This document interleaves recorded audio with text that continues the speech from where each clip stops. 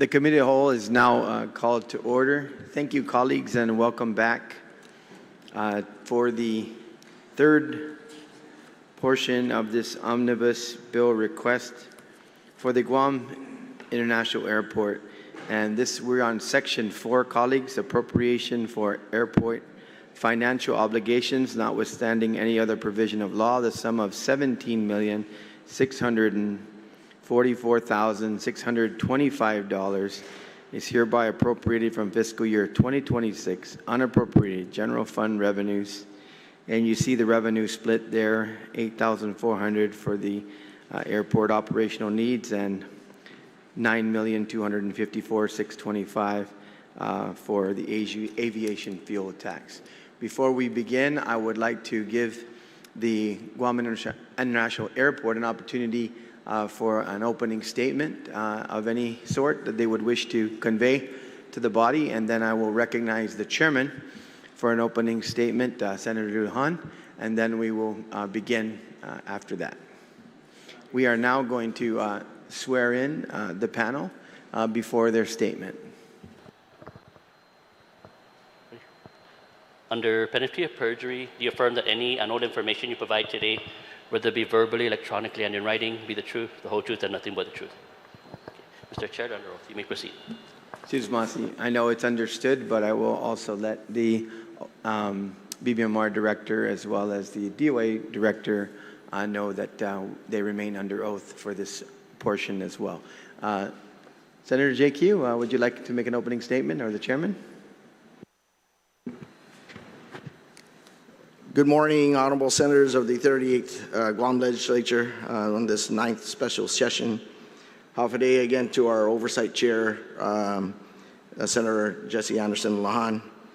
I would like to express our sincere appreciation for yours and the 38th Guam Legislature's continued support, in particular to address the financial condition of the A.B. Wampat International Airport and request for your assistance. Your recognition of the significance of the airport and the airport team to Guam's economy demonstrates your commitment to protecting one of our island's most critical public assets. As discussed during our June 30, 2026 oversight hearing, GIA is projecting to have a revenue shortfall for fiscal year 2026. This shortfall is expected to be between $10.3 million and $12.5 million, depending on the level of expanded PACs that we have during the fiscal year. The legislation, which was transmitted by Governor Lourdes Leon Guerrero to the 38th Guam Legislature on July 15, 2026, would appropriate a total of $17,654,625 to address the government of Guam's outstanding prior year aviation fuel tax due to GIA in the amount of $9,254,625, and to provide for an additional appropriation of $8,400,000 to address the GIA's revenue shortfall. As indicated in my July 14, 2026 letter to you, GIA respectfully requests this legislative assistance in fiscal year 2026 to assist the authority with operations and safety and to meet its debt service obligations and maintain compliance with bond indentures as our island's tourism industry continues to recover. As part of our agreements with the airline partners, we are allowed to increase rates and charges to our expenses. These appropriations will be utilized to prevent such an increase. In particular, this appropriation is critical to address GIA's fiscal year 2026 revenue shortfall, preventing the increase of rates to our airline partners during this fiscal year, and to help maintain reasonable airline rates in fiscal year 2027. As we are now coming to an end of fiscal year 2026, time is of the essence in obtaining this appropriation if we are to address the authority's current year financial challenges. In fiscal year 2026, approximately $8 million of the appropriation will be utilized to undertake and execute a bond defeasance transactions, which would have to be completed no later than mid-portion of September 2026. This strategy is intended to provide immediate benefits to GIA to prevent there from being a need to pass on a rate increase to the airlines this fiscal year. If a defeasance is not done, the authority's revenue shortfall will have to be passed on to the airlines, which will result in an increasing the current cost per enplanement from $34.99 to approximately $68 for the last 2 months of the fiscal year. Although the remaining portion of the appropriation, $8.4 million, will be utilized to help maintain competitive airline rates and changes for fiscal year 2027, it may not be sufficient to keep the rates for fiscal year 2026 levels. Preserving manageable airline costs is particularly important as our entire island community continues its tourism recovery and works to retain, restore, and expand air service to the island. Again, we would like to thank you and the 38th Guam Legislature for your continued support of Guam's only commercial airport, and we look forward to the opportunity to discuss this further with you. Thank you. Do you want me to introduce who I have here? Yeah. Yes. Mr. Chair, if I may, sorry for the interruption, and good morning, everyone. Yes. Could we actually get a copy since the director was reading it? Yes, I'm having the Sarge do that Thank you so much. That was what I was going to announce. Okay, thank you. Appreciate it. Thank you. I say again, Senator, would you like to further your statement? Yes. Do you want me to have introduce who I have with me today, or do you want them to introduce themselves? Yes, have them introduce themselves. All right. Thank you. Just to start off, I'm John M. Kanata. I'm the Executive Manager for the Guam International Airport Authority. Good morning. Brian Bomba, Chairman, Board of Directors of the Guam International Airport Authority. Havaday, I'm Daphne Matsubit-Shimizu, and I'm the Deputy Executive Manager for the Guam International Airport Authority.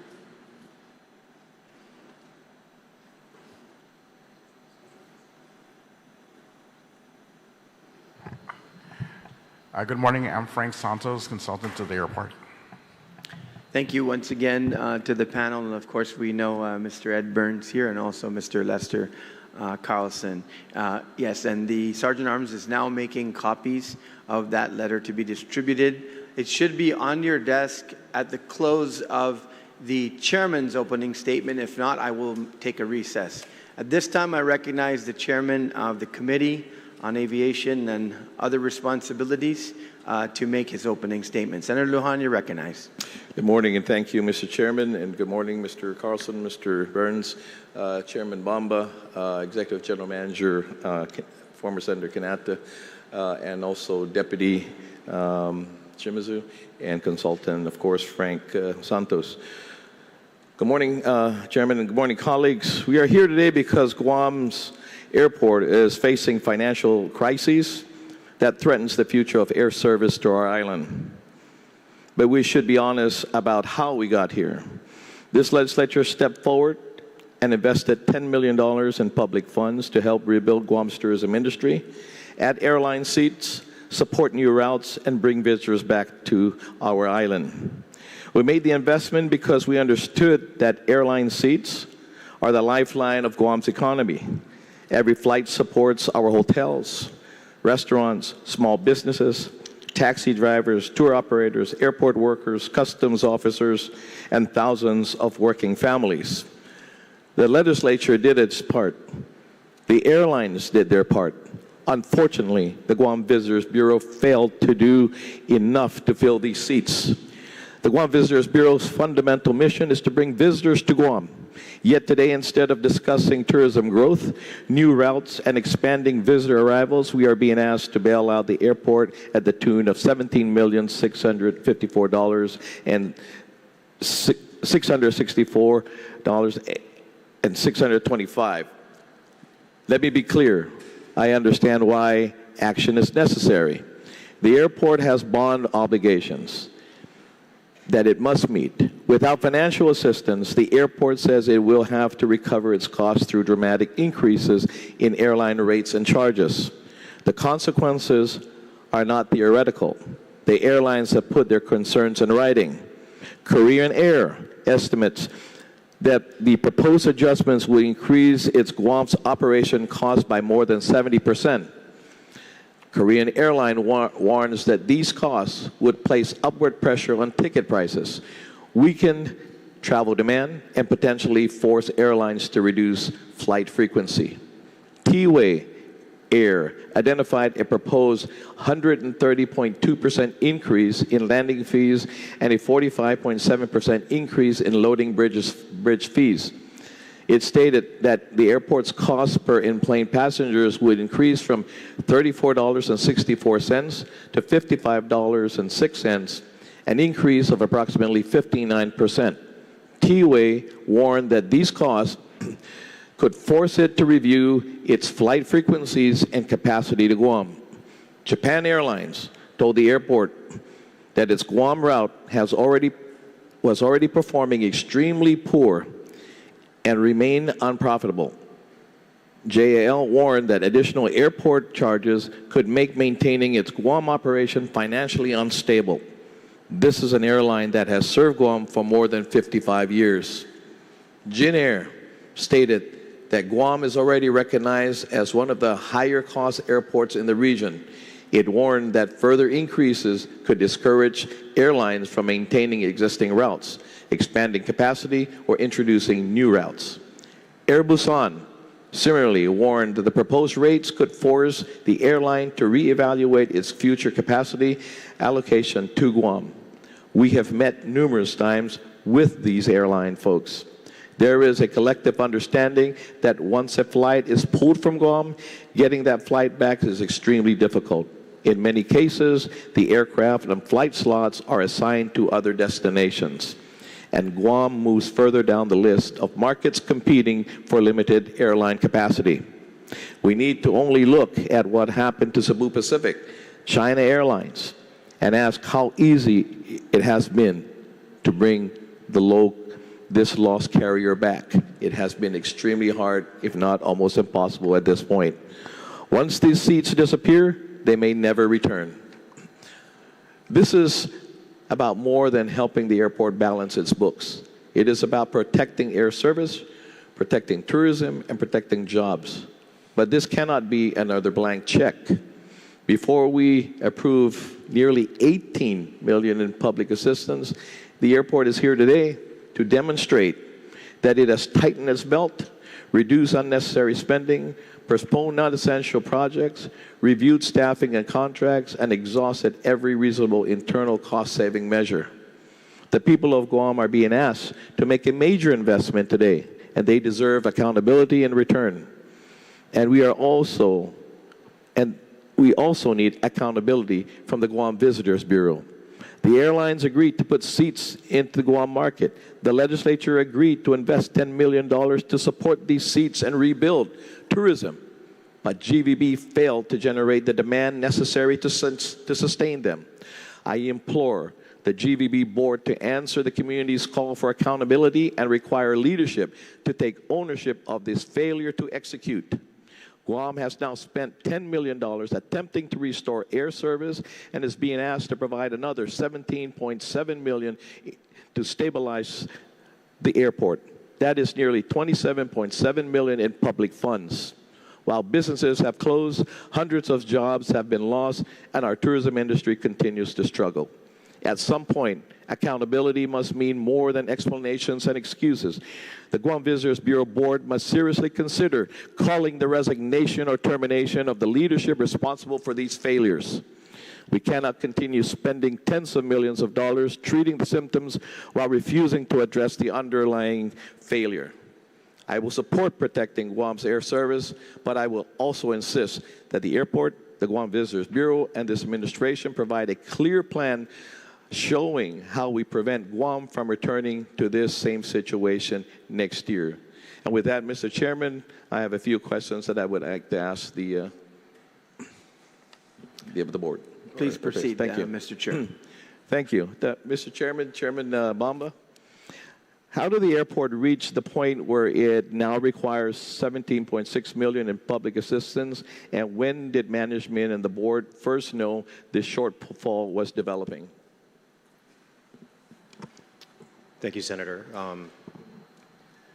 You know, since COVID, we've struggled at the airport, and obviously you've seen the effects of natural disasters on our tourism economy. And I think that has a direct correlation to the finances of the airport. And so for the past couple of years, the board has instructed management to be much more diligent and in its expenses. And so we've instructed them to reduce costs wherever possible. And so that's something that we've been doing over the past few years. We did expect that there would be a turnaround after the legislature had approved the airline subsidy, which unfortunately we haven't seen. That takes some time to recover. And so earlier this year, before we came to this body, we had seen and projected that we were going to be short. And so management has taken those measures and addressed the ongoing operating expenses. And again, whoever, maybe even the deputy or the general manager may answer this as well. What is the airport's exact projected cash shortfall, and how much of it is caused by lower passenger traffic versus increased operating expenses? Thank you so much, Senator, for that question. Regarding our expenses, our operating expenses, really, if you look at our operating expenses, FY 2025 audited O&M actually went down from prior year.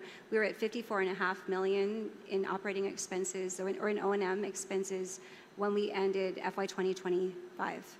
Where we are projecting to be in FY 2026 is about the same level, $54.5 to $55 million. So really, if you look at our operating expenses, we've been holding the line. The executive manager since FY 2024 had issued a memo to our team to make sure that it's very clear there's a directive to do cost containment. And so in terms of our revenue shortfall, it's really just the slow passenger traffic that's really been the primary reason for us having challenges with regards to our revenues. I do have to say in the beginning of this fiscal year, though, in the first quarter, we were really tracking ahead of where we had projected to be. The first, in October, November, December of FY 2026, we saw very good employment numbers. When we got into January, that's really when we started to see the downturn in those numbers. And of course, in February, we did come to oversight hearing at that time. We did, begin to talk about the potential of there being a challenge. We couldn't have anticipated what happened in March with regards to the Middle East and the issues with fuel prices, right, which again has compounded and caused challenges as we progress through this fiscal year. What would happen if the legislature does not approve this funding? Specifically, what rates or passenger fees would increase and by how much? I think I already prefaced that, but if you could answer that. And then if you have the letters that the airlines have written to you, if you can please read them into the record as well.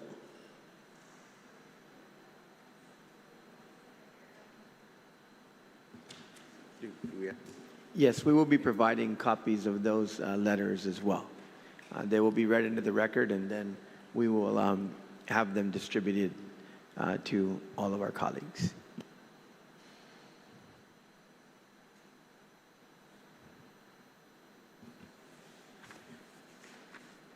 We do have the copies, and are you going to? Okay. Do you want us to read it into record? Yes, I would. Okay. I would like if you would read those into the record, but also distribute it to the body as well. Do you have them? Yes, we can get a copies to them while she's reading into the record. Yes, we can be having it done. Yes. Or if we want, okay. All right, so I'm going to read first the letter that is coming from Jin Air, and it was written by Jun Chul Yoon, who is the Guam Regional Manager for Jin Air, dated July 19, 2026 to GIAA from the Jin Air Guam branch. And the topic or the subject of this letter is comments on the FY 2027 proposed airport fee increase. Dear GIAA management, first of all, we would like to express our sincere appreciation for your continued efforts to ensure the safe, secure, and efficient operation of Guam International Airport.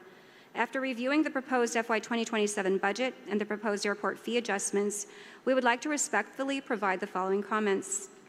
The global aviation industry continues to face significant challenges, including geopolitical uncertainty, persistent inflation, high operating costs, and volatile fuel prices.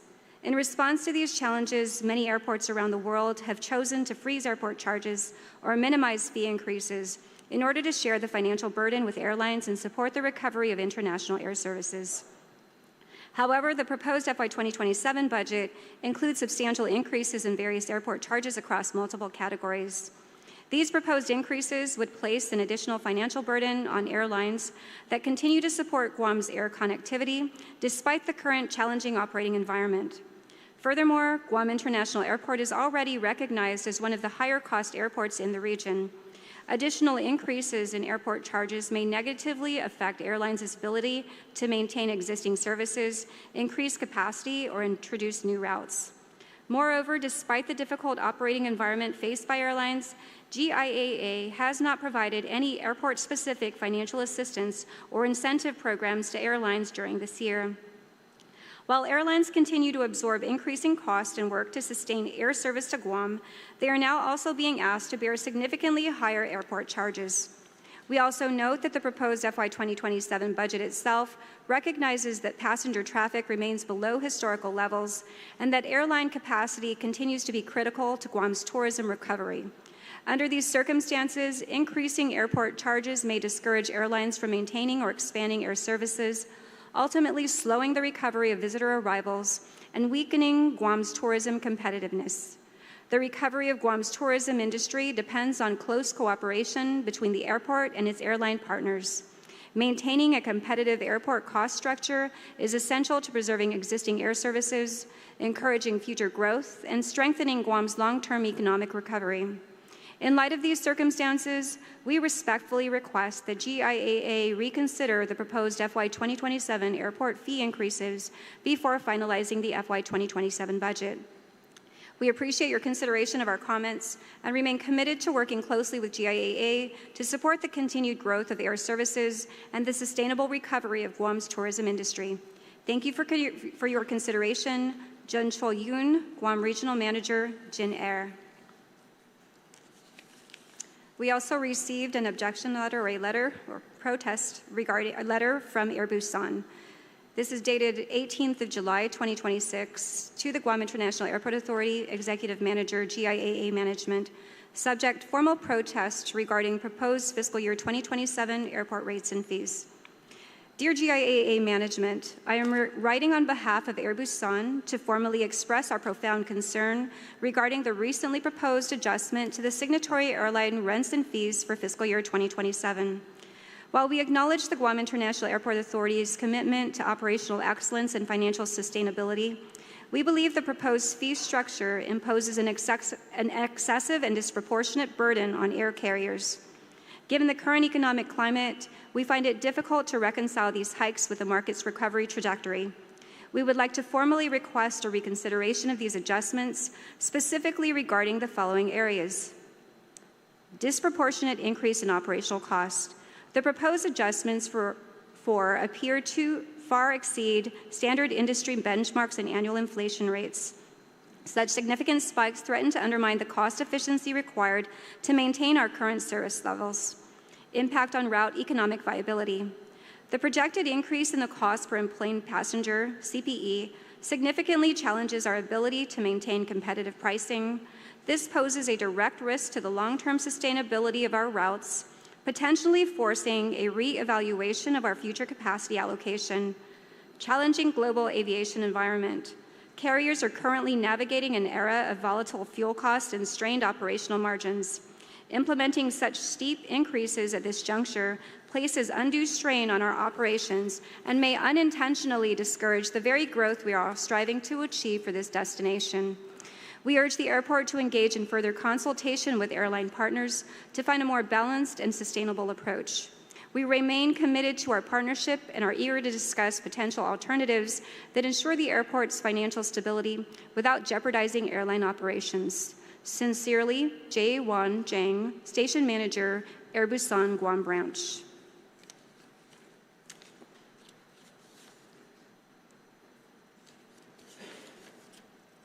We received also an email from T-Way Air. Dear GIA Management, on behalf of T-Way Air, I am writing to formally submit our deep concern and strong objection regarding the proposed signatory airline rents and fees for fiscal year 2027 as presented in the latest budget package. While we understand the airport authority's need to secure financial stability and meet its debt service coverage requirements, the scale of the proposed increases is exceptionally high and imposes an unsustainable financial burden on our operations.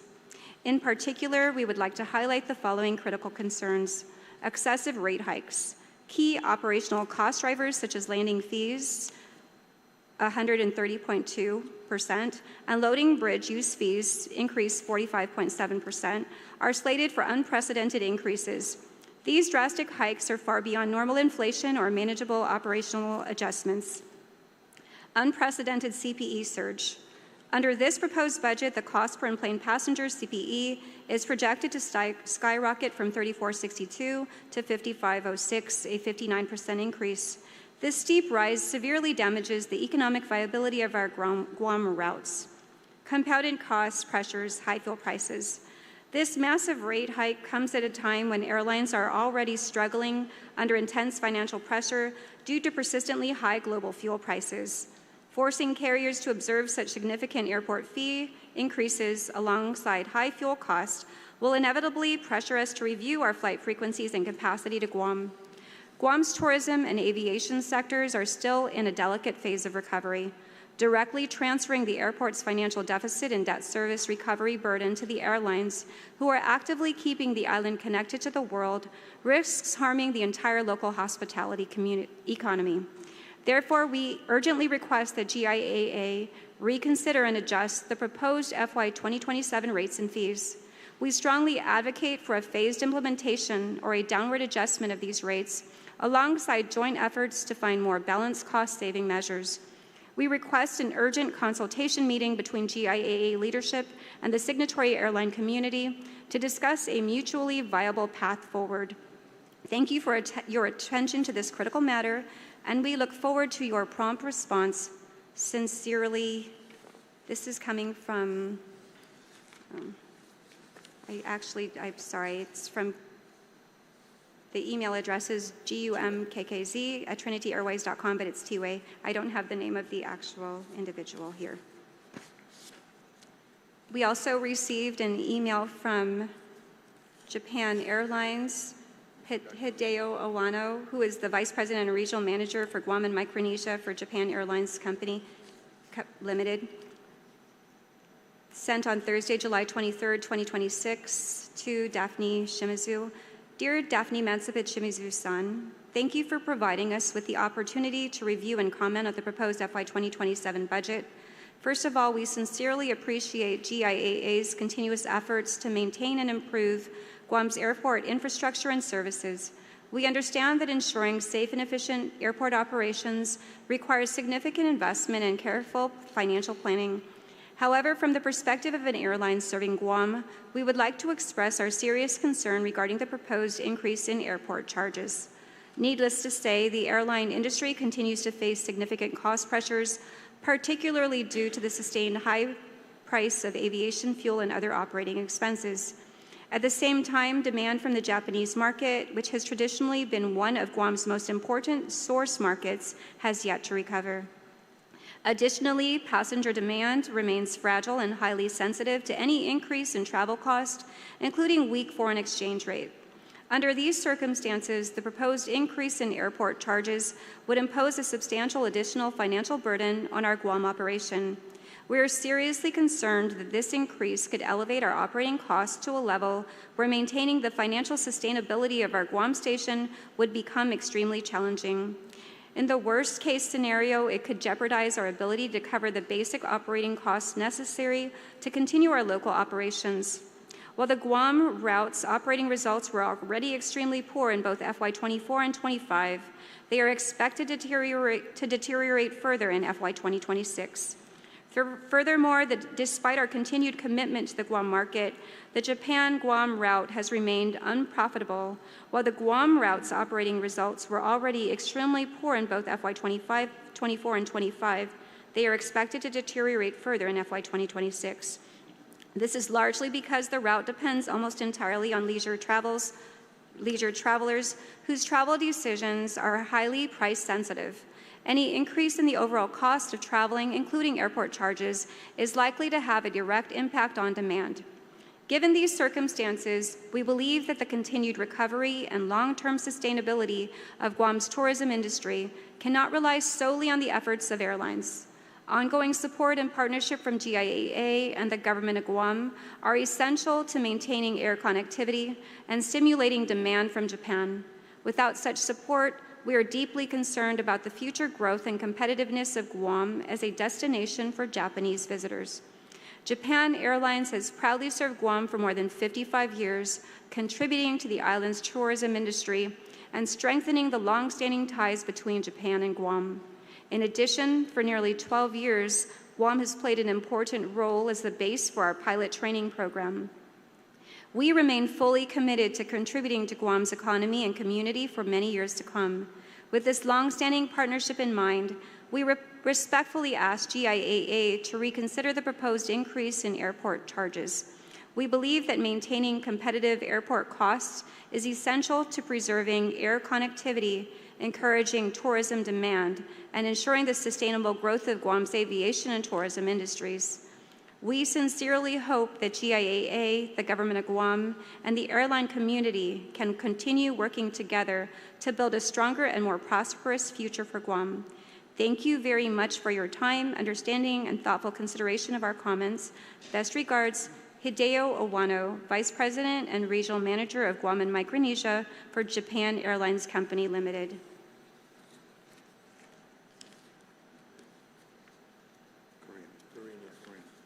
And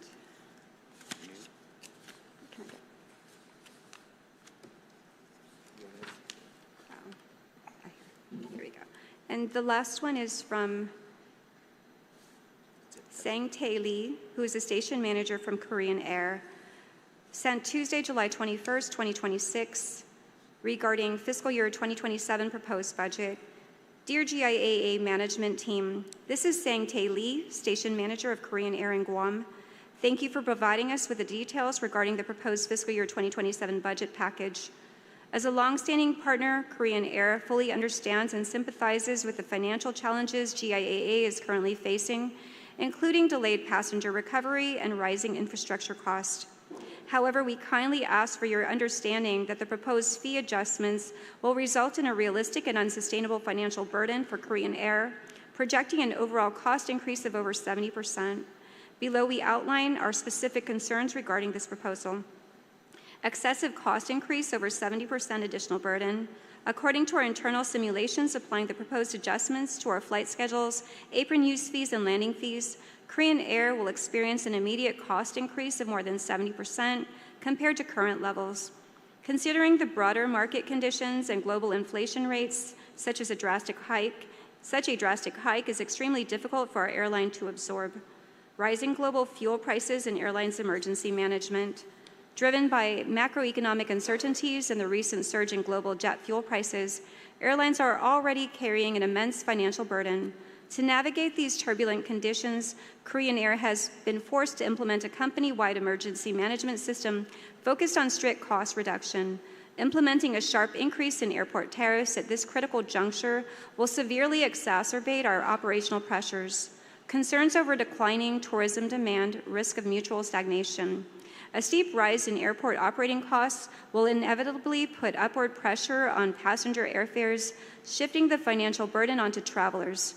This will heavily dampen the travel sentiment of Korean tourists bound for Guam, right as the market is struggling to build a steady recovery.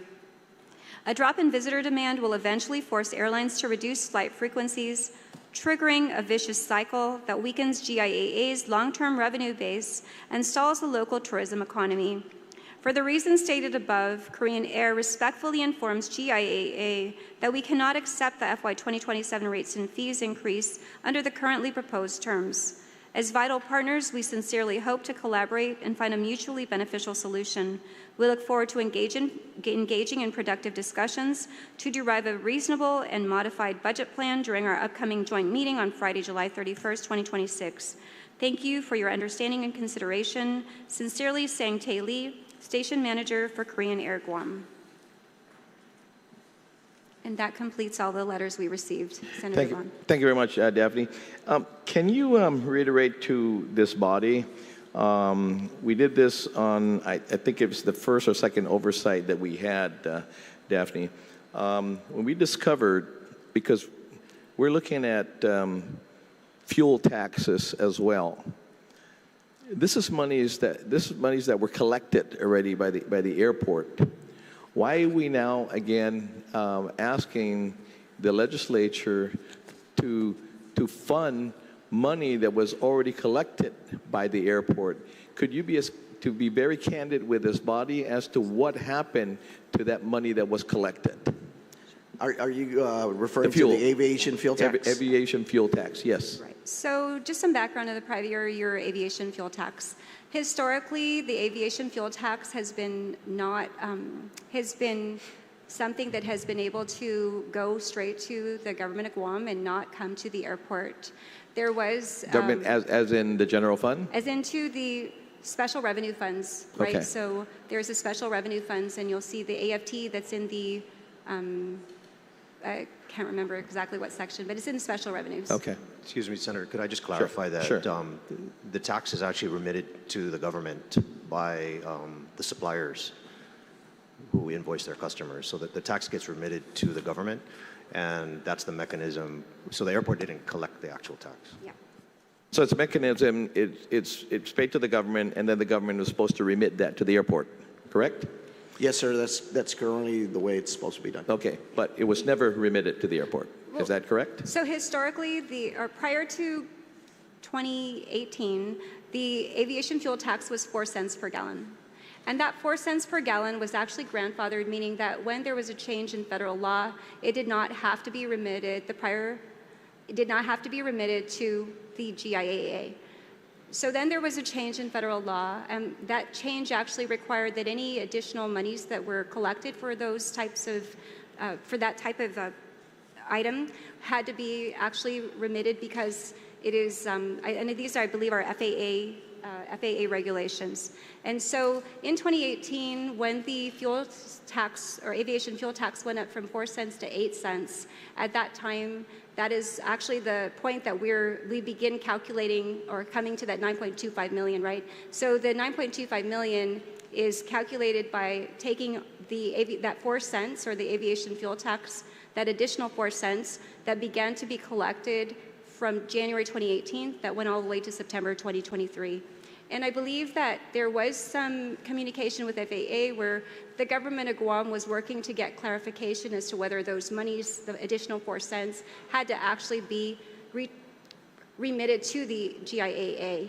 And it really wasn't until, I believe, in 2023 when Governor Leon Guerrero, I believe, received actual communication that yes, that 4 cents, communication and clarification, that yes, that 4 cents additional has to be transmitted to the GIAA.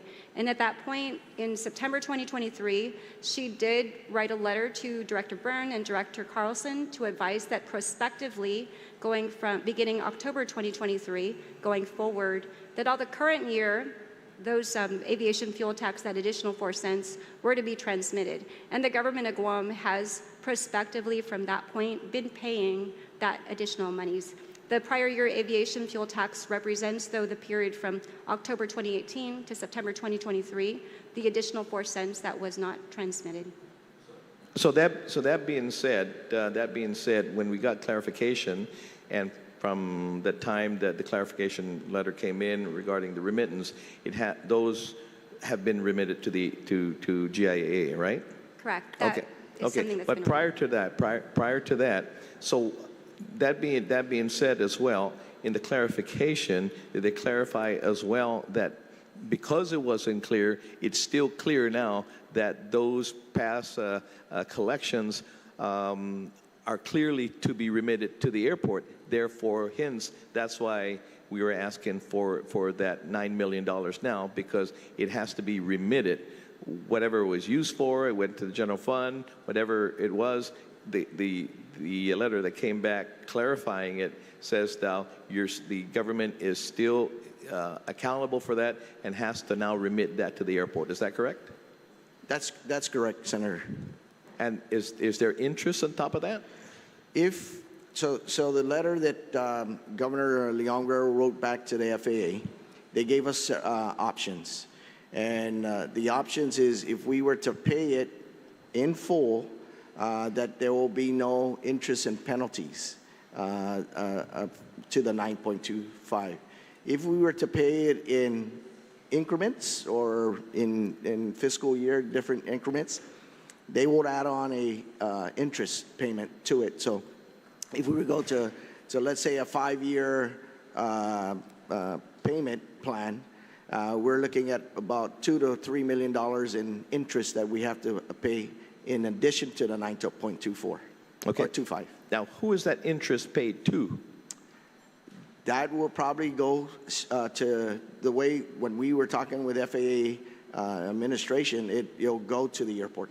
Okay, so you would collect that and the interest because it was supposed to be remitted to you. It's your monies that was used for something else, and therefore, because you didn't have the benefit of using those monies, as a result of that, the penalty, the interest will be incurred, again, by the government of Guam to remit to the airport. Is that correct? That's my understanding, Senator. Is that your understanding as well, Daphne? Yes, that is. Okay. Is that your understanding as well, Chairman Bamba? Yes. Yeah. Thank you. Okay. How would the proposed rate increases affect the airport's ability then to meet its bond obligations and debt service coverage requirements?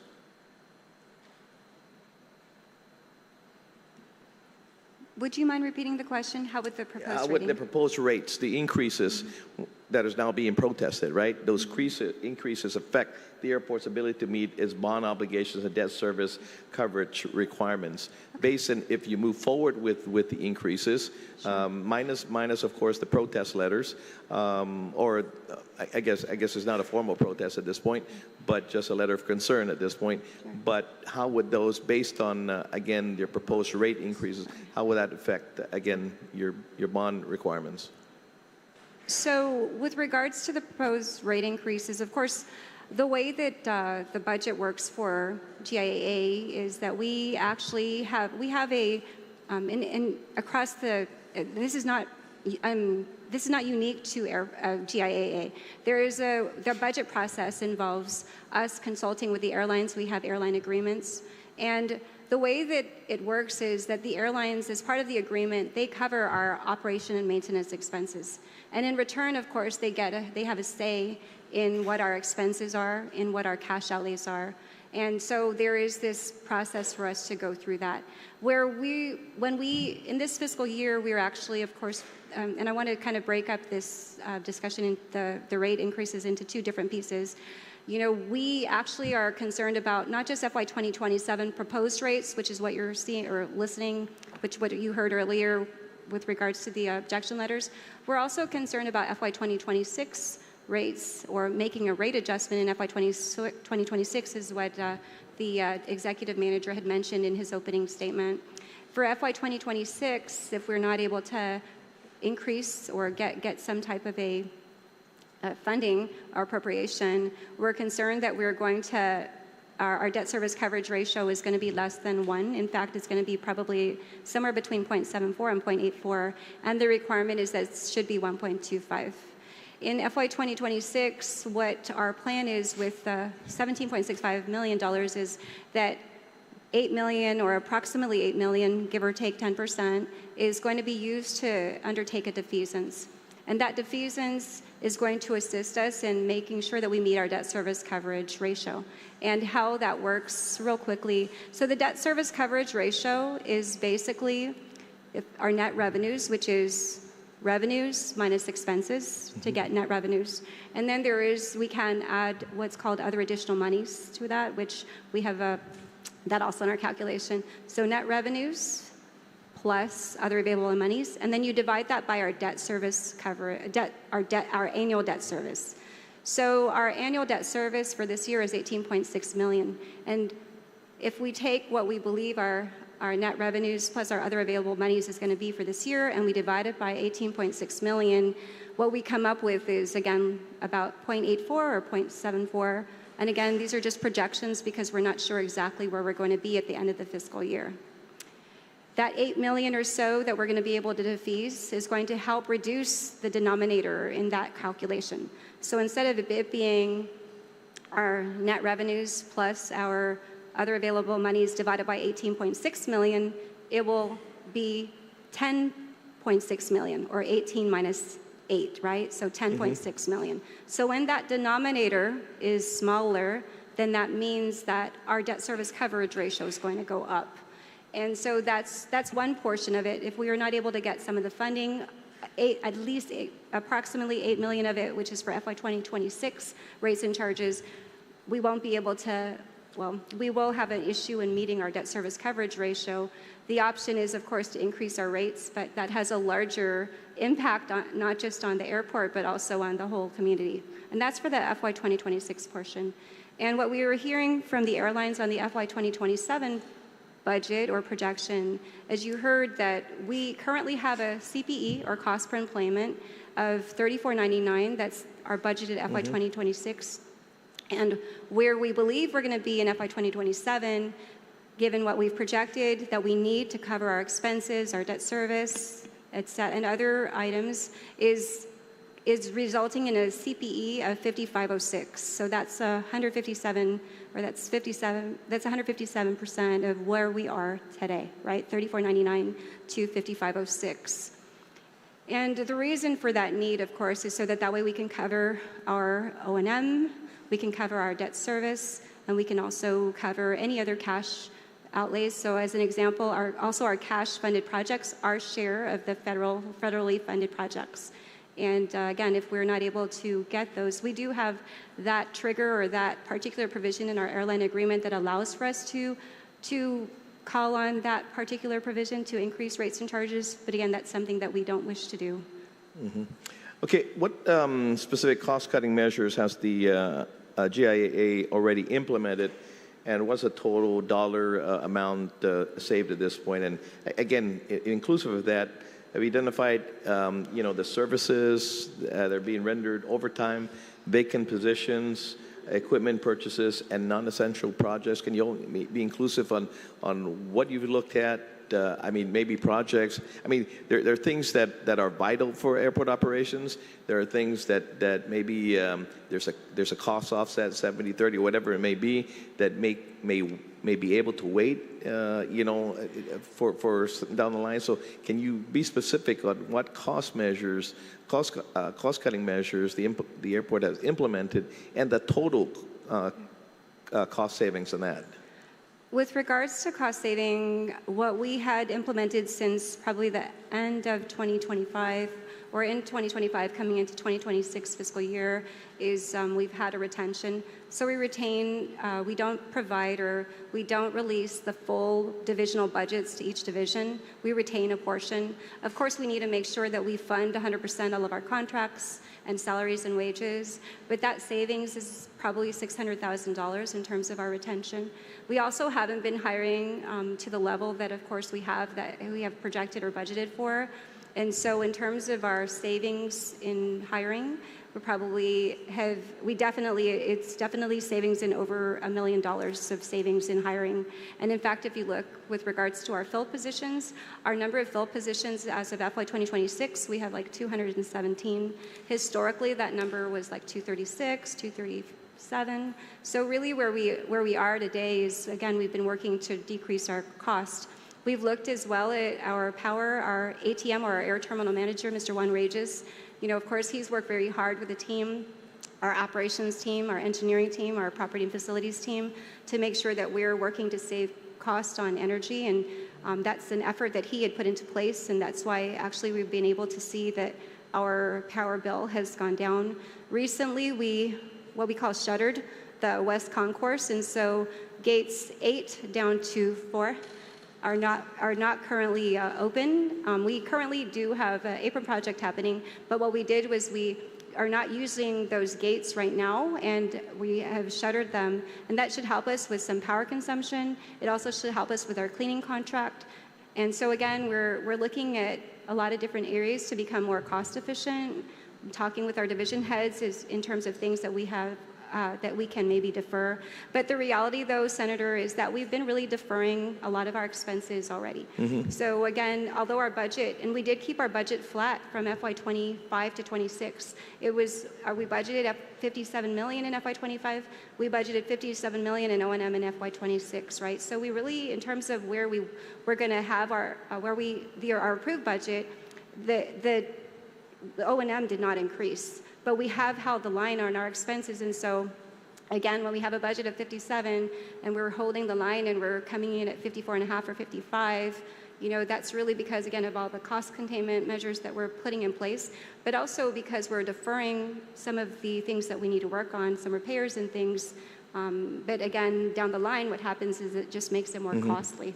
And I understand, I mean, and thank you for that, because, you know, in regards to cost-cutting measures, one of the things, of course, we look at the office's efficiency, cutting down power use and things of that nature, but that being said as well, we can't compromise the customer experience in regards to air conditioning, you know, the people movers like escalators and elevators and things of that. I mean, and so that being said, I understand it may be in downtime that those things are maybe turned off, but you know that they're turned back on, you know, because we have at times fielded calls regarding air conditioning situations and escalators and elevators. But I understand you have there's again a maintenance situation with that where companies are.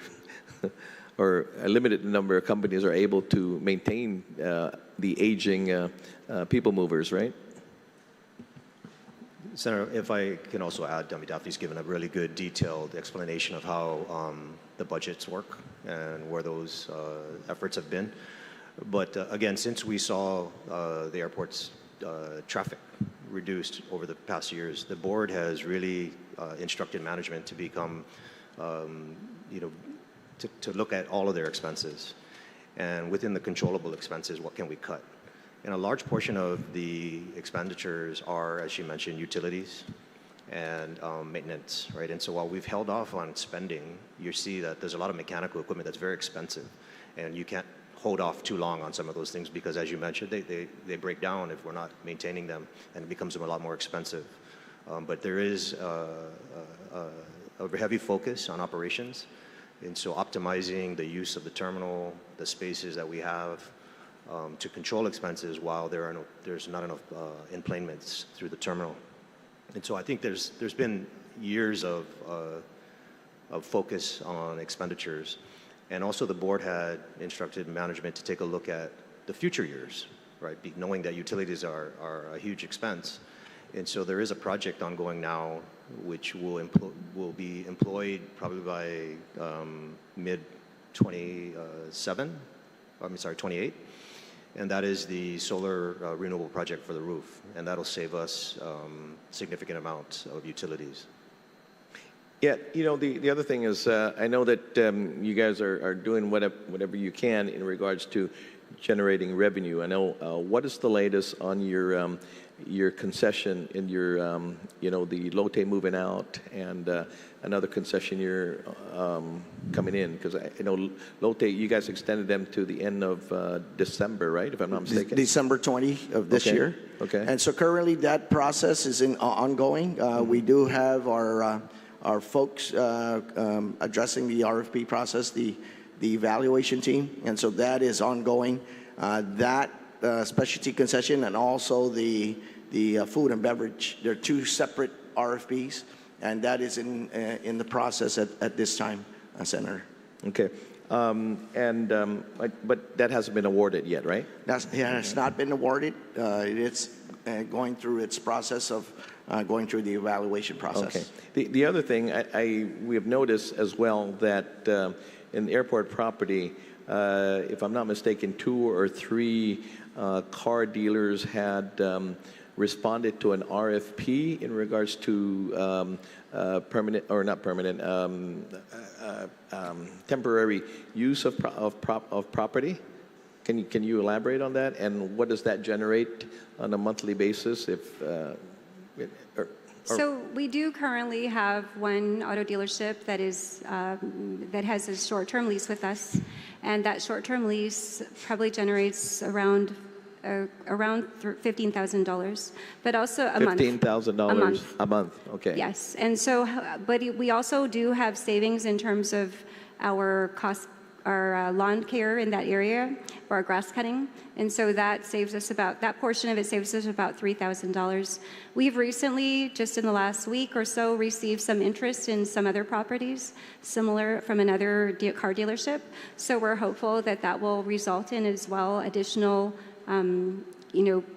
leases and more revenue, of course, for the airport. And we're actually thankful, again, Senator, as you know, it was the legislature here who has made it or helped us make sure that we move forward with the increase in our lease terms and also with the increase in our terms for our concessions and the policies and procedures, making sure that we have our proper policies and procedures in place for these. So, thank you for that. And now, again, we're seeing that.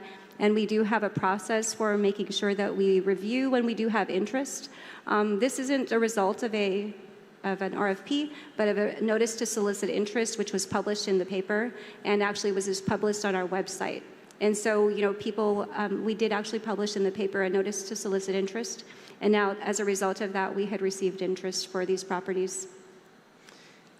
So Senator, besides the properties that are being temporarily leased now, we do have a lot of interests of or companies interested in building facilities on our, since that law was passed and the policies and procedures were approved, we've been getting companies to come in to definitely come and look at our properties and look at long-term leases with our agency, our authority.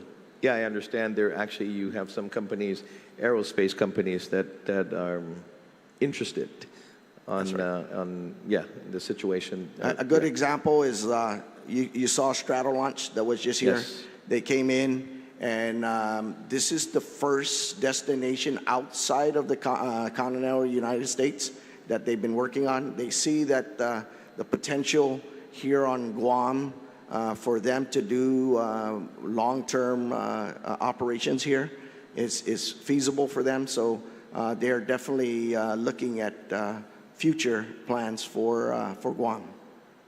Thank you. What assurances can the GAA provide that this appropriation will prevent proposed airline increases and to protect existing routes, should this body, again, approve your request? Senator, so we've actually met, internally to discuss this, met with Governor Leon Guerrero, also with Director Byrne, and been in communication with Director Carlson as well. Of course, the number one reason, the reason why that we're doing this is so that we don't have to pass on this particular fee or the things that we maybe need to recover to our airlines. The airline budget process is not meant for the airport to make money off the airlines. The airline budget process is to make sure that the airport can cover its costs, right? And so, again, we're not in the business to make money from the airlines, but our airline agreement does call for this process, again, where the airlines and the airport work closely to come up with a level of operations and maintenance expenses, a level of debt service, a level of different cash-funded projects, a level that is acceptable to them, which they approve, and which we utilize to determine what our rates and fees are. What is GIA's plan to avoid, again, returning to the legislature next fiscal year for another bailout, per se? Because, years ago in the 28th, 29th legislature, I had oversight of the airport as well, and back then also in the 27th, we had a struggling economy at that time, but we never had to bail out. And my recollection, the airport has never had. This is the first time the airport has succumbed to the again a need for assistance and bailout, basically. Well, Senator, we're always optimistic that our recovery will come sooner than later, but reality is it's coming very slow. We do know that we continue to be very positive and be very active in making sure that we have the seat capacity coming in. We just need to make sure that those seats hopefully become filled, the load factor coming in with those airlines that are supporting us come in. As far as making sure that we don't come back next fiscal year, if we do get the subsidy, if we do get the appropriation for this, it'll definitely assist in making sure that the fees will go down. And I know we've asked for 17.4, is it? 17.7. Yeah, 17.7. We really need more than that, because if we're adding on the aviation fuel tax to the 17.7, that wasn't part of what we were looking at, because 9.25 for aviation fuel tax is already captured in previous budget cyccycles. So it's not an additional revenue to us. Well, again, I just want to reiterate what I said earlier, 17.7 in the ask plus your 9, but basically the 17 plus the 10 that we already gave GVB last year, that's a 27. And this is, again, it's urgent, but it's a hard sell, because we were assured last fiscal year as well by the Guam Visitors Bureau that they again, will fill the seats. We were assured. We relied on experts. We gambled, and it was a bad gamble. And so, again, as the oversight chair, again, we help you guys. We give you what you need to operate. By the same token, again, every single one of my agencies need to be held accountable for, again, everything that happens within the agencies. And again, as I said earlier this morning, because of GVB's non-performance, I'm calling for the resignation for the individuals responsible for, again, that situation over there. Definitely, let me ask you this question as well. Would the airport be open to an option or an authorization to refinance your bonds so that you can reduce your costs for the airport? I mean, are you open to something like that? We actually had in 2025 talked with our underwriter at the time about the possibility of doing some debt restructuring.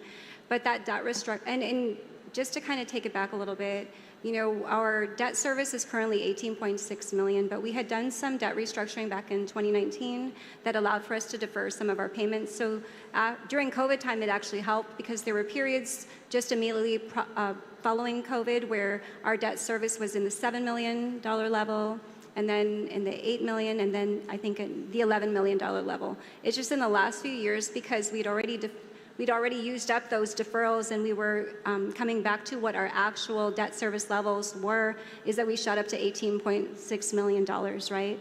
And so there is a possibility that some of the debt can be restructured, but that would be likely for negative savings, meaning that overall, right, it wouldn't be, usually when some type of a transaction is undertaken, it's because there's positive savings.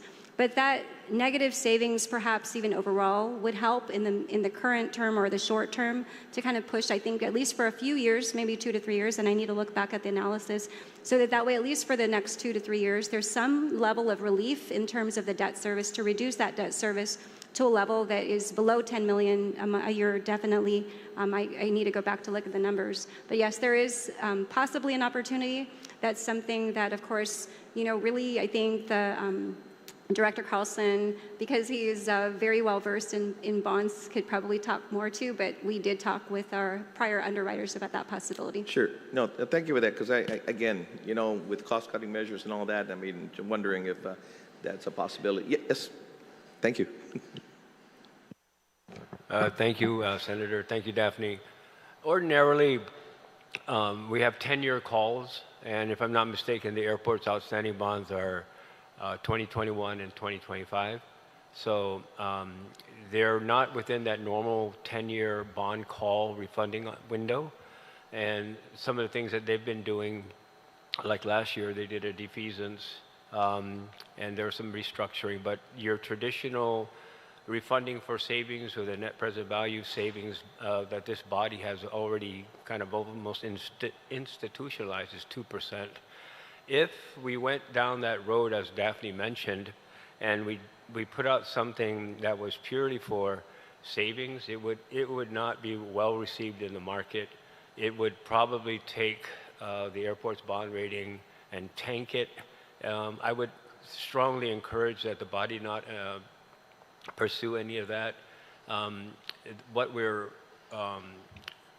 discussing today, I know it's painful. I know it's a first. No other autonomous issuer has come before the body for this type of assistance. But it's necessary. I think the special hearing that we had June 30th, that was brought out very, very succinctly, very plainly. We all understand there's only one way to get in and out of Guam, and the airport is it. And I would caution against any other approaches simply because it would have long-term negative ramifications. And as Mr. Chairman, as you mentioned, if seats leave, it's hard to get them back. If the airport's credit rating goes down, it's hard to get it back up. So this approach preserves the debt service coverage, is what bondholders are looking at for the airport to maintain the promise of stability. And the fact that it's coming from an infusion from the legislature, I think people will actually gravitate positively to that because the community rallied behind the airport. And I think it's a good thing overall. Thank you. Thank you, Mr. Carlson. Yeah, I mean, absolutely. I mean, we've been trying to get China Air to come back, but it's, I mean, yeah, they've rerouted their plane somewhere else, a more profitable route, that is. And yeah, it's, you know, once they pull out and we say, hey, can you just keep us in the lineup? Well, we go to the very bottom of the lineup with that, and they're not producing planes and engines as fast as they used to, as they once did, and so they divert their airlines to a more profitable route with more frequency. But with that, Mr. Chairman, thank you very much. Thank you. Thank you. Usmasi, Senator Lujan, and of course the chairman. So, colleagues, as I mentioned several times, it's not a mystery. I mentioned that the airport's been in communication on some of their major issues.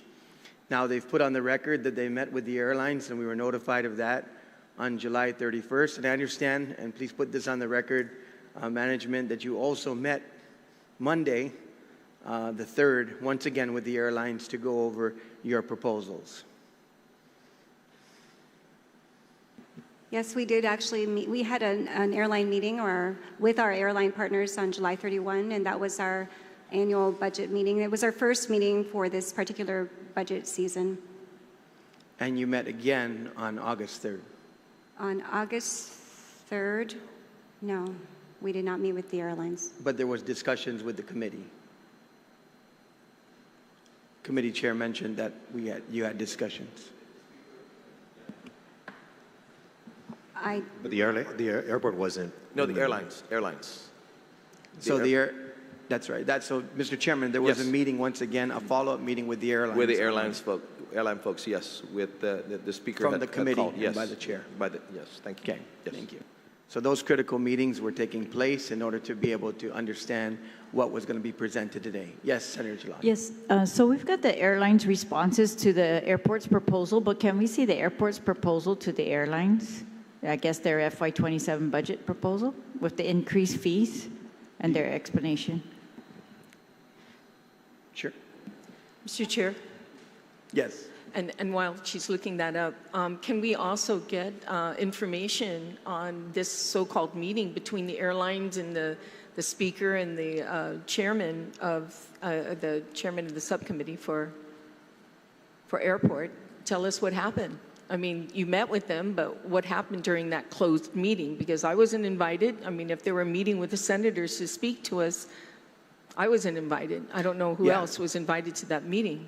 We'll defer to the chairman, and the chairman and others always meet with their, as their oversight. So, Chairman, can you disclose what was discussed during your meeting? Yes, actually, yes. That meeting with the airline folks, it was a meeting that the airline folks had orchestrated. Basically, they called the speaker's office to meet with the speaker. And the speaker says, since you are the oversight chair, can you sit in the meeting with me? Because they had called specifically to meet with the speaker. And likewise, we met with the committee members, with the airline folks, was it yesterday, day before? 2 days ago. All committee members were informed about the meeting, and we had, I think, about committee members that were informed, maybe 5-6 committee members had attended at the public hearing room. And it's a routine as a chairman to meet with your constituents, correct? Yes, absolutely. Yes. So that's the disclosure, Madam Chair. Do you meet with your oversights? No, that's not the question here, Mr. I Chair. meet with my oversight all the time. Yeah, so do I. Daily. In fact, we try to meet with them before they even have come into a, cry for need more money, or they're coming into a dead end somewhere. I mean, I think we should be ahead of the game here. But my question again is, what was exactly said during those meetings? It's going to be helpful for us to hear directly from them. Mr. Speaker? The airlines had requested to meet with me.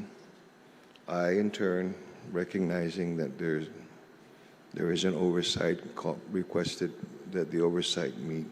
The meeting that we had very recently, the discussions of that meeting were basically outlined in all of the letters that have been passed out to the game, nothing more. In that meeting as well, the initial meeting, they had stated that they were going to meet with the with the airport on the 31st of July.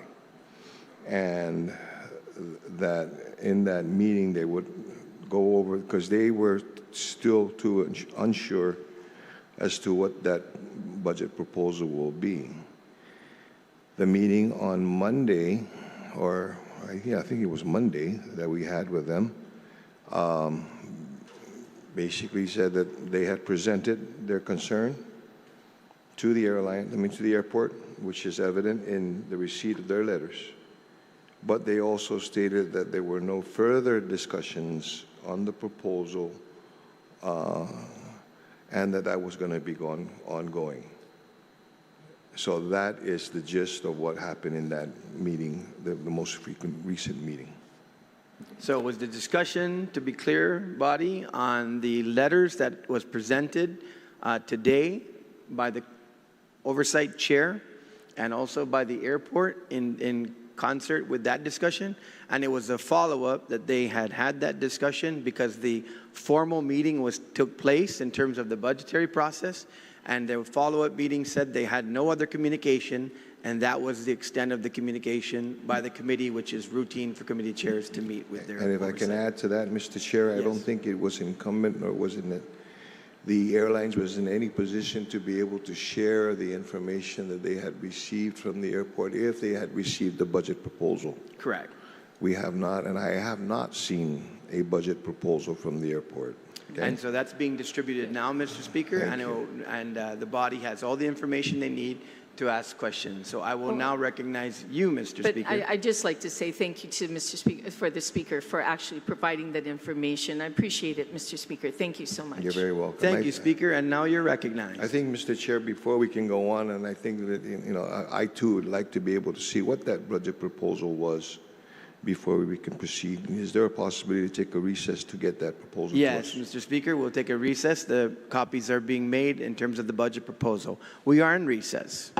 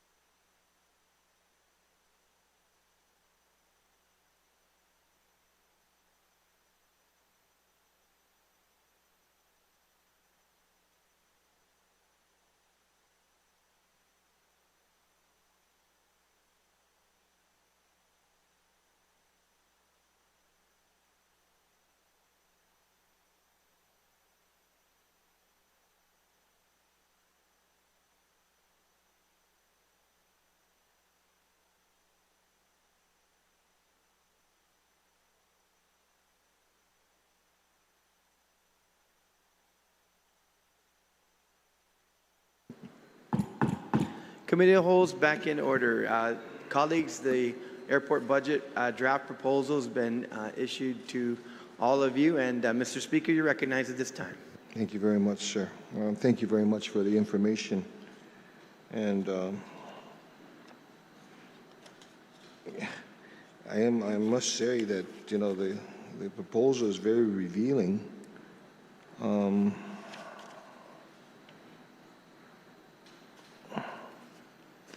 And let me just go page by page here. You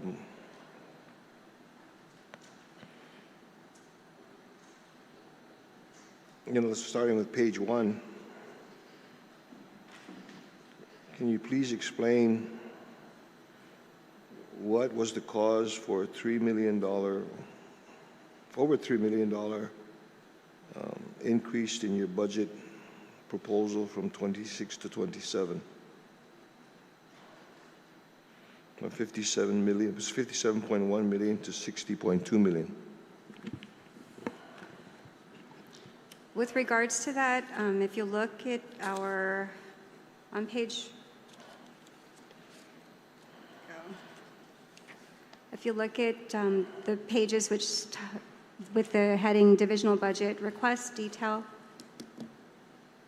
there's 2 pages to that, and it's toward the back of the packet. And we see that our, in terms of our personnel, in FY26, our budget was 27.8. In FY27, we had projected 28.088. That's primarily, and if you look, there's different categories, right? There's regular, there's overtime, there's differential pay, hazardous pay, EMT pay. And then in terms of employee fringe, with regards to retirement, we really have no control over that. Those are things that are mandated. But in terms of our salaries and wages, what we do, we did actually fund our vacancies, I believe 5% in the budget. So also with regards to so it's we fund our vacancies, and also we do have increments as well that are built into our budget. And so the funding of the vacancies and the increments is largely the reason why that we do have increase in our personnel. Now, I do want to share just real quickly that, of course, this is the very first version of the budget. And the budget process with the airlines and the airport is probably a little bit different from what the budget process is perhaps with the line agencies. The way that it works, as I mentioned, is we do have it is a cost recovery method, meaning that we recover our costs, or the cost of to run the airport is actually borne by the airlines. And what happens is we go through the process of providing the airlines with the first version of the budget, and then we go ahead and we have a formal meeting with them, and then depending upon the discussions, we may or may not have additional meetings after that to come up with a final budget that the airlines approve and that we move forward to present to the board so that we can get the budget approved by August 31. And so after this version of the budget, and also I know Mr. Speaker, thank you for your question, and I know you spoke a little bit about the airline meeting that we did have. We did meet with the airlines on July 31, and we were aware that there was a meeting with the, I guess, going to happen, but with the legislature. But what we told the airlines is that we had already begun to make some cuts to this budget. And what we did not want to do was have multiple versions of the budget be generated, which would cause confusion. So although you see a $60 million O&M here, we actually had already, since the time before we met the airlines, worked to reduce our budget, and also are continuing to work to identify areas to reduce. And so this particular budget, this first request, was really almost like a fully funded version where we had our division heads provide to us what their requests are, and then we went ahead and we included that here. And we actually are targeting, so even though our expenses in our O&M budget first version is at 60.285 million. We really already had shaved off, by the time we met with the airlines, almost 3 million from this to bring it down to 57, which is basically status quo budget. And actually, we're still looking at areas to hopefully reduce the 57 down further. So although this is the budget that you see in front of you, as we mentioned to the airlines, there were two reasons why, or two main things that we were hoping to make sure we got finality on. Number one is the total of all of our O&M that were reductions, and the other one was also I guess something more definite as to what is going to happen with the appropriation. And that's why we had actually not provided them with an updated budget. We did tell them on July 31 when we met with them that we would hold another meeting in the next week after there's more finality, or after we are able to determine whether or not this appropriation is going to be this bill is going to be enacted, and to what level. And so, again, although you see this in front of you, part of the budget process requires consultation with the airlines. They received this. This is something we talked about briefly on July 31. And again, the usual process is that we may meet multiple times with the airlines. But to go back to it, again, our personnel, and I think that I kind of even to go back further, when the chairman, Chairman GUHNS, spoke a little bit about our airline or our operations, even when we don't have the level of traffic that passes through our airport, we still maintain the same level of a facility. And so there are certain things with regards to our expenses that are not discretionary. And so what you see here is us working to fully fund our contracts, our repairs, making sure that we do the repairs that we need. As we mentioned, that we have been deferring certain repairs. Of course, we have a water bill. We do have our power bill. In our area of power, we have been working to try to address the issue of power, and I believe that we've been able to see some savings. Our actual estimate numbers actually are a combination of our actual experience through June or through May, and then the rest of the year is based on our projections. So we expect actually our actual estimate for FY 2026 power to come in less. But really, again, if you look, our personnel increases are due to our vacancies, and also our vacancies and that we have funded at 5%. We're actually looking at our vacancies to see what vacancies, we don't want to lose positions, but what vacancies we will be not funding in this fiscal year. So you'll see that 28.08 million actually go down. We're looking at all of our vendor payments and things that are contracts, and in fact have already begun to draft a letter that we're going to be sending out to our vendors to let them know that we're looking at areas to cut with regards to our services that we are receiving. Okay, let's talk about personnel, because I noticed in the very back page, you say your total number of positions, you have 249, and total number of positions for LTAs is 37. Is that still accurate as of today? This is in terms of the total number of positions, those are what is actually budgeted, the 249 plus 37. And the LTAs are all of our security guards, which I believe were required by law. Were required by law, by TSA. So your totals here, 249, 37, those include positions that are not yet filled but already budgeted? Yes, because currently for FY26, we only have 217, currently right now, we only have 217 filled positions. How much is that right now? If you were just to go with your 217, how much of the savings is that? If we were to go with 217, what would In other words, your status. Status quo. Yeah. If we were status quo, then we would be at about the level where we have our actual estimate to be, which is in the level of about 26 million. But again, we do not, in terms of our employee fringe, the retirement, we cannot those are mandated. So if there are increases to the contributions, those are things we can't change. There are things that the health insurance, right? How much we pay for health insurance, again, those are things that we cannot change. If there are increases in the employer's share, those are things that we're going to have to bear. So even though of course, even if we held the line and had 217 employees, we still would see some level of increase here in personnel because we do have to make sure that we cover those benefits. So your personnel costs as you provide here is based on which figure, 217 or 249? Our actual estimate, and just to share with you, of course, the 217 where we are right now isn't where we were the whole year. We had people leave and come, right? Come and go.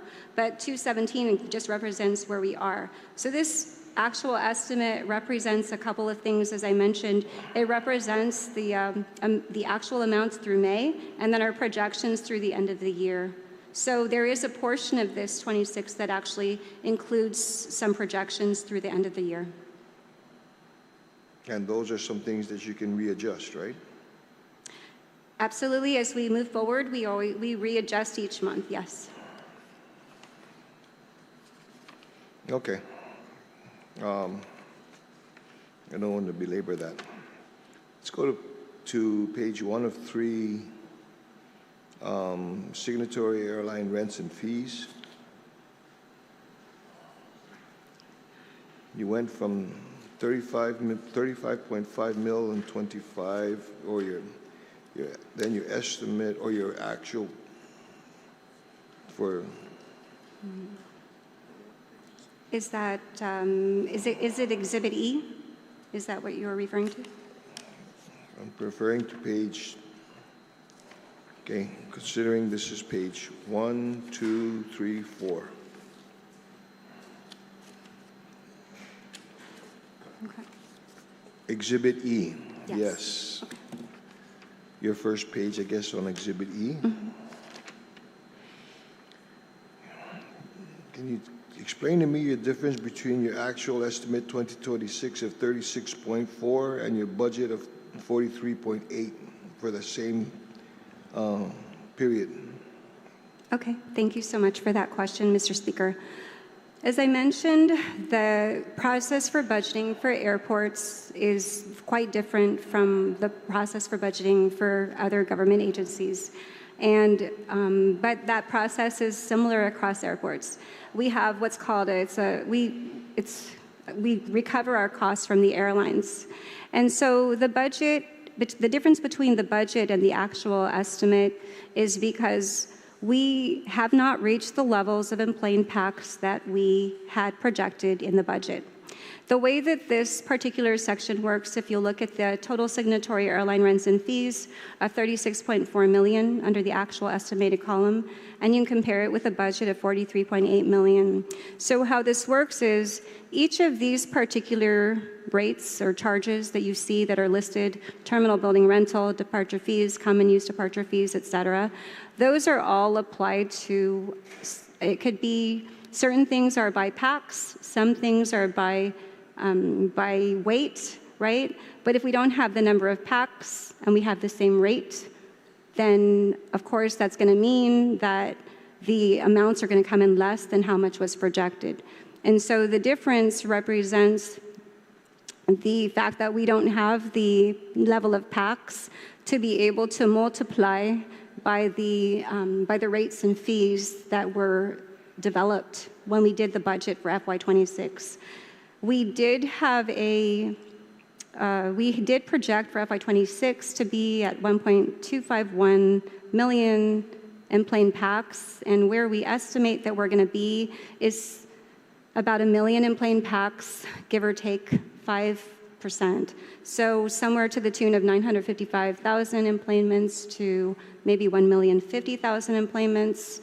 And so again, the difference is largely due because, and just as an example, if I charge you $10 for something and I have 10 customers, so 10 times 10 is going to be 100. But if I charge $10 but I only have 5 customers, 10 times 5 is going to be 50. So the difference between those two columns represents that gap in the number of employments in the gross takeoff weight because we don't have as much weight because not as many planes are coming.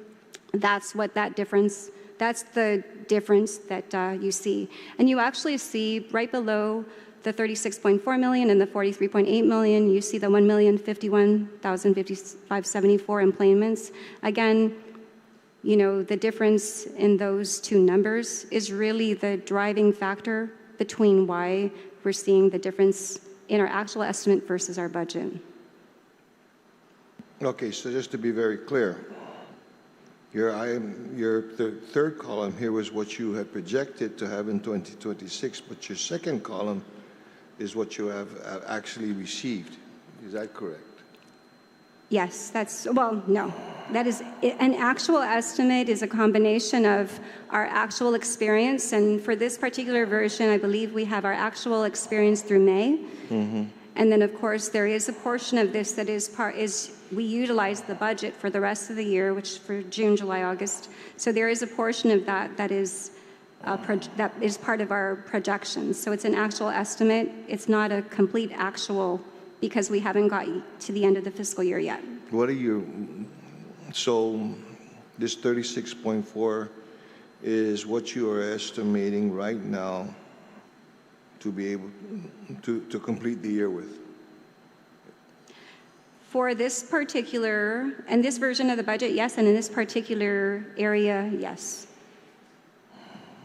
Okay, and so if these were the figures, if these figures stayed true, what's the delta between what's your actual 2026 and what's your budgeted 2026?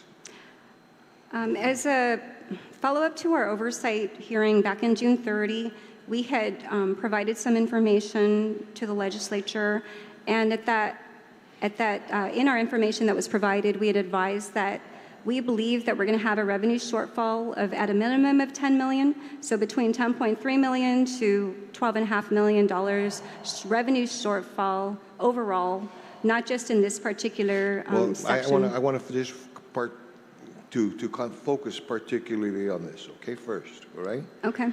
Because then when you go to your fourth column, it's a significant increase in what you want to budget, but you also recognize right below it that what you anticipate to be in plane passengers is lower. Correct. And so, again, the process that's undertaken, right, for these signatory airline, also I want to share that in 2026, we had also budgeted a defeasance, and that defeasance of $3 million that was in our budget is something that was not included as being billed to the airlines, so we didn't pass that on in terms of rates and fees. So actually, when you think about it, that 43.8 would have been a little bit higher if we had passed that on to the airlines, but we did not because we included that in our budget. The difference between the 43.8 and then what you're looking at in terms of the 61.19 is because a few things. Number one is, again, as I mentioned earlier, the way that it works is it's a cost recovery, right? And so we did include in our first version of the budget some expenses because our division heads, we had done our best to work with them to try to include things in the budget that we perhaps have not been able to do. And of course, as we know, this is going to go down because we know that we've already identified areas to cut costs, and that cost-cutting measures that we're undertaking is going to mean that there's going to be less operation and maintenance expenses to pass on to the airlines, which would mean that we would have to generate less revenue to be able to cover our expenses. Also included in this coming fiscal year that we had, and again, we don't just recover our operations and maintenance costs, we also cover our FAA, our share of FAA funded projects. In FY 2027, we're expected to complete a very large apron project. And so that, in conjunction with several other projects that we're able to that are coming to completion, we're budgeting in our FY 2027 fiscal year to cover $9 million of our aviation, of our share of our FAA funded projects. And so that's an additional $9 million that we had to build into the budget. And so those are factors that actually result in us seeing that 43.8, that the cost to recover those expenses is going to be higher than what we saw in the prior year. Okay. And also, I mean, the difference between the 1.251 and the 1.11 million enplanements, that as well, that difference of 140,000 or 140,000 enplanements, that also makes a huge difference, because what happens when we're only able to spread our costs across less enplane packs, it also causes a challenge. Yeah, Daphne, and it's really hard for me to get past this page when I start to look at these figures, because let me go back. What you estimate that you're going to receive in 2026, if nothing was to change, the fiscal year ends today, you're going to be $7.4 million short from what you had budgeted. Well, also what I have to say is that what we're trying to do if we had the $9 million in cash in the bank today to fund our share of our FAA funded projects, we wouldn't have to be billing it. And in fact, although our rates have had to be increased year over year, we recognize that our airline partners are our partners. And although the idea is to make sure that we recover our costs, we've done our best to try to figure out how we can keep costs down. And what we're seeing now, where we're trying to fund a few things, we're trying to fund not just our regular operations and maintenance expense, we're not just trying to fund also our share of these very large FAA projects that are now going to be complete. We're also trying to make sure that we fund our operations and maintenance reserve fund. And so that's again why that we see those increases. And if we have in the past worked to try to incorporate those into our budgets, but when we have not been making our revenue projections, that means that then there's an accumulation of these shortfalls that we're trying to make sure we catch up for, right?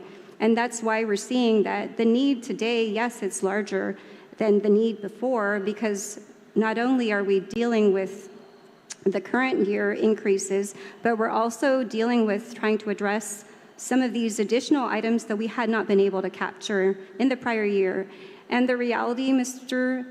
Speaker, is that today, if we don't receive some type of an appropriation to address the issue of fiscal year 2026 at least, we're going to, within this fiscal year, have to increase the rates and fees for our airline partners to the tune of where $34.99 is the current CPE. It's going to be increased if we're able to bill over the last 2 months to a CPE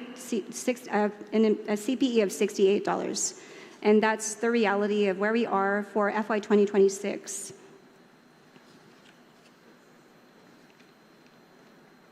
Okay. So 34. Is it 30? Are you charging them $34.99 now, or $34.62? Which one is it? So $34.99 is the CPE, and it's not really the actual cost itself, but CPE is a metric that's used by airports and actually really by airlines to determine what their cost to operate is. And that CPE, how it works is, of course, people are familiar with rentals. At the airport, we have different types of rates and fees that we charge for different types of activities, and then also for different types of levels of activity. And the reason why we have structured the airport rates and charges that way is so that there's, again, some level of fairness, right, as we try to determine what to charge people. It's possible in some airports, I think, that they have just a single fee, But, you know, again, the way we do it at the Guam International Airport is we have multiple fees.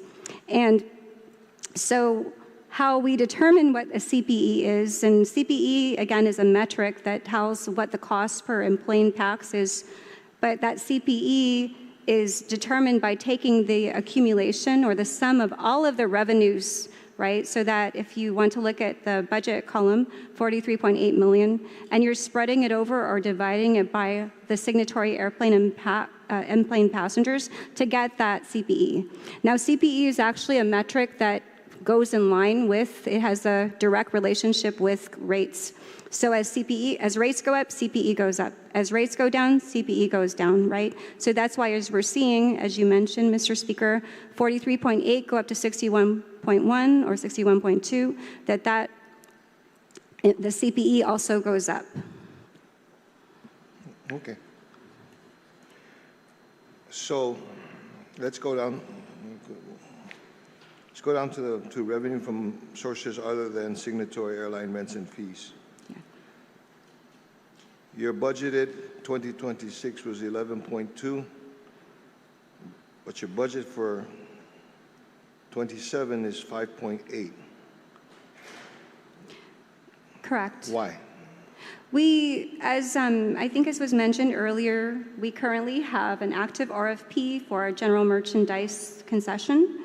And again, that's something that we're currently we have an active procurement for, but you'll see that's where we see the significant drop in our projection for the fiscal year. But I also want to say that although these are considered non-signatory revenues, the level of these revenues are related to our number of employments, right? If we have more people in our airport, we're going to have more people buying food, we're going to have more in-flight catering, we're going to have more people buying things in our stores. So although these are not considered signatory airline revenue, these are actually revenues that's associated with and directly related to also our level of employments. Speaker, if I could just clarify something. You've noted, and the revenues associated with other than signatory rates and charges. We're in an active procurement, and so I mean, it doesn't take a rocket scientist to figure out that we've undertaken an extension, and that's the impact of the extension, not knowing what the future negotiations would entail.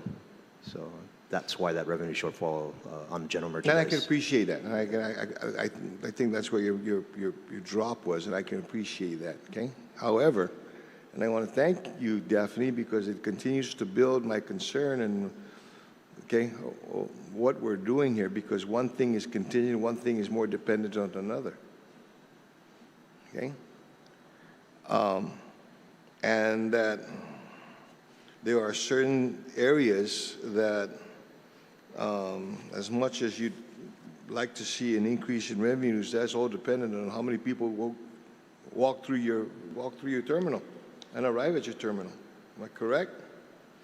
So, you know, what we're trying to save here is to make sure that the more people that go through your terminal, the less the cost will be. But in order for the more people to go through the terminal, airlines are going to want to fly in. And airlines can provide as many seats if dependent upon whether or not the marketing of the product, which is Guam, is something that's, okay? But in the meantime, what we need to do is we need to be able to prioritize between, and unfortunately this puts us in this position. What are we trying to save here? Are we trying to save a structure, or are we trying to save jobs? I'm sorry, could you please clarify your question? Yeah, quite honestly, I'm looking at a lot of the stuff here, and the only thing that I'm seeing increases. Well, let me just finish this one before I get to that. Let me go to page 2 of 3 in Exhibit E. To the bottom, other buildings and areas,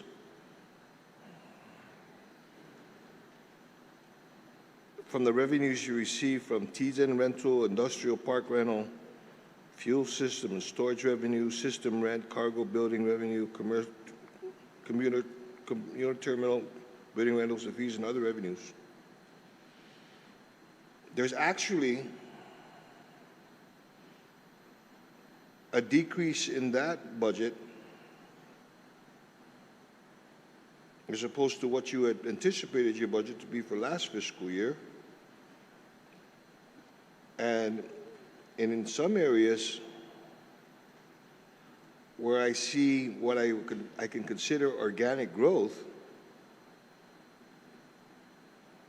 and status quo,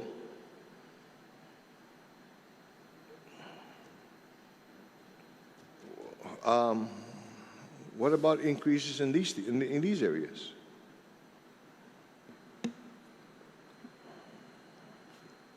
Thank you, Mr. Speaker, for that question. So regarding this area, I will have to look into, in particular, the area where we're seeing a large drop and get back to you. But of course, with regards to our rental revenues and our other revenues relating to rentals, we have been actively working to try to address that. Again, we can't talk about the active procurements that we have. We have 3 currently, F&B, and also our specialty retail and our car rental, right? We can't talk about those actively because we have active procurement, but we have been working on making sure it's clear that we have some properties that are available for rent. And as I believe both the manager and Mr. Chairman Bamba had mentioned earlier, we've actually received some level of interest, and now, of course, we're hopeful that these numbers are going to increase, and we'll work to look at that and refine that. I'd be very much interested to see what kind of agreements that you have, or what you have active in as far as negotiations, okay, to where they're at. Because I'm still trying to reconcile. Does your, now go back to your cost per your CPE? Does these rentals also factor into those CPEs? No, because only signatory airline rents and fees get factored into CPE. Yeah. But I do have to say, though, that of course any other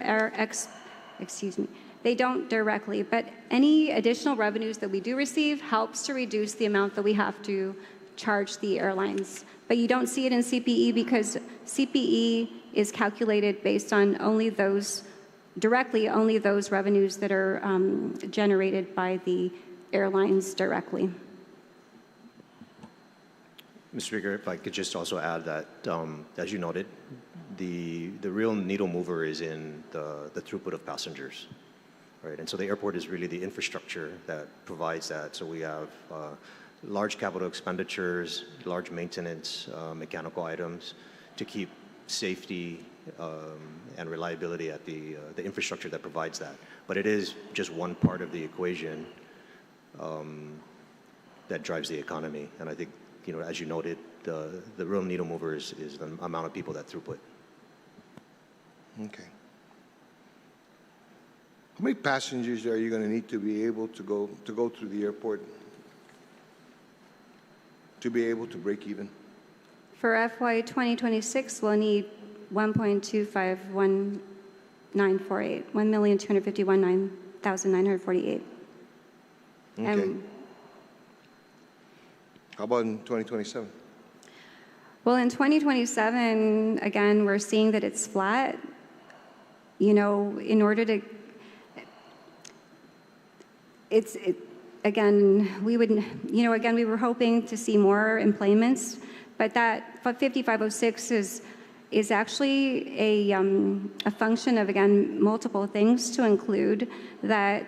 So the 3499 budget, first of all, it actually takes into consideration that we did a defeasance of $3 million, that we would do a defeasance of $3 million that we would not transfer to the airlines. So 3499 should have been higher.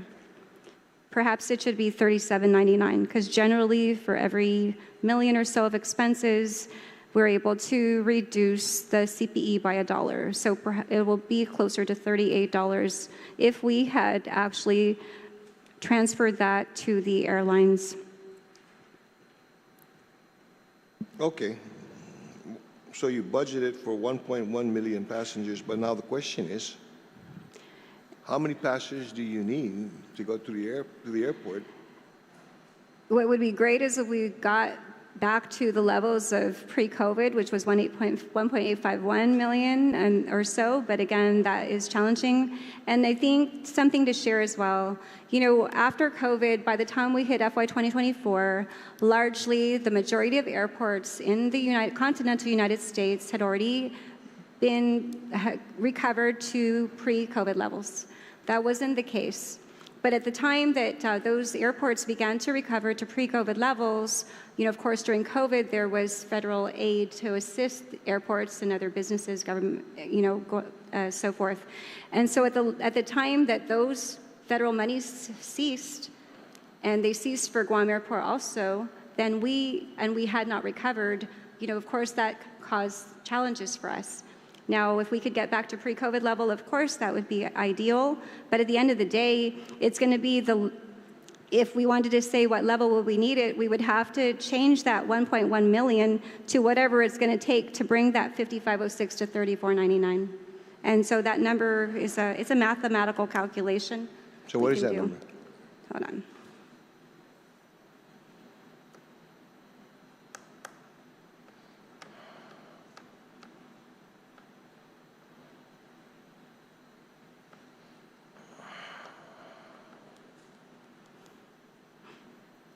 $1,748,923.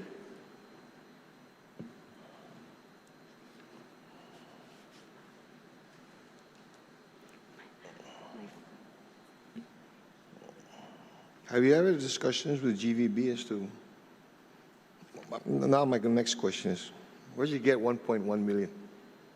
1.1 million actually comes directly from the airlines. Our projections, we work with the airlines, and these are their projections. So these are the number, this is, to break it down plain and simply, these are the number of passengers they can bring in on the planes that they're already flying here. so an employment is actually a departing pax, Okay. technically. So it's the number of pax that departs. But we use employments as a metric or as a measure because it's our departing pax that drive concession revenue. It's our departing pax that drive a lot of other revenues, right? So that's a good indicator as to what those other revenues are going to be. Right. And that's why we use employments. So, but this is all dependent on what kind of But equipment this they bring in, activity right? is based on what the airlines have projected for next fiscal year. Okay. And if based on the concerns that they've expressed, not just to the airport, but to this government, that if they have to bore this, or there's no other relief, they may have no other choice but to leave. Are you reading the same thing? Absolutely, and that's something that we've talked to them about. In fact, for this year, we met with our airline partners in January when we started to see the level of employments not meet where they were in the first quarter. We met again with them in June, right ahead of the June 30 oversight hearing, again, to make sure that it's very clear that, you know, we have challenges. And because we do have within our airline agreement the ability to call on a provision which allows for us to raise those rates and charges. And so we have been communicating with the airlines. We recognize and we understand, and that is why, Mr. Speaker, we're here before you, because the last thing we want to do is cause a ripple effect where, yes, we're going to be able to raise our rates and charges. I don't even know if the airlines will actually even be able to pay it. But we're running into issues where it's not even just about scaling back on operations. The concern is that they're not going to be coming here anymore. That's right, and then that's what we want to try to avoid here. Okay. You know, I only got a couple more minutes, and so what I wanted to focus on is based on our discussion at the beginning, right now, your budget, going back to page 1, in your second iteration of trying to cut down expenses, you've already managed to save at least $3 million? Right, and we have already managed to find savings to the tune of $3 million. And we're still reviewing to further find savings. We've already provided to our divisions what their max budget's going to be for their various divisions and for them to work on identifying where they're going to make those cuts. Okay, correspondingly, that $3 million cut, could that mean also then a further cut in what you propose to be in the enplanement fee? Excuse me? Or the fees towards the airlines? Absolutely. So if you look at the initial version of the budget that we provided to them, the airlines, the CPE was at 5506. So that $3 million reduction in our expenses corresponds with an approximately $3 reduction. And so for $1 for every million, I remember that. Approximately, yes. Yeah, okay. And it's not so much for the airline, because what we're trying to do is we're trying to save the seats. We're trying to, okay? If the airlines is not here, then we've lost X number of seats. We lost X number of seats. We're never going to get this. Okay? So that's what I'm trying to get at here. All right? Thank you very much, Mr. Chair. I think I could go on, but I've got very limited time. I'll go second round. Thank you. Mr. Speaker, I think you've set the stage, and I think there's a lot to chew on. And speaking of chewing, we'll head out to lunch and come back at 2. So you got some more opportunity also to review the documents in front of you, maybe sharpen your questions that you're going to have for the panel. Folks, let's go have something to eat. We'll be back at 2 o'clock. We're in recess.